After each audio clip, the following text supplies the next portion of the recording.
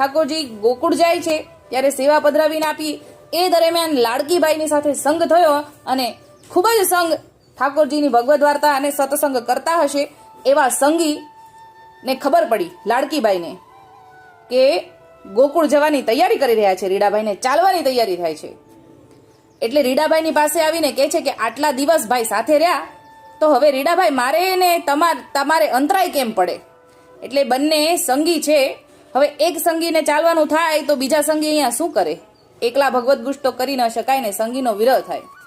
ત્યારે રીડાભાઈએ કીધું કે તું શ્રીજીને વિનંતી કર, મારે ને તારે અંતરાય ન પડે. આમ બોલતા જ બંનેના પ્રાણ એક સાથે ચાલ્યા. એવો અંગીકાર તેના ભાવનો શ્રીજીએ કર્યો. શ્રીજીએ આ વાત સાંભળી ત્યારે આપશ્રીએ બંને જીવની શ્રીમુખથી ખૂબ જ સરાહના કરતા બોલ્યા, એ એસે સંગી વૈષ્ણવ ભયે, સંગી તો એસે ચાહીએ જો સદા સાથ રહે.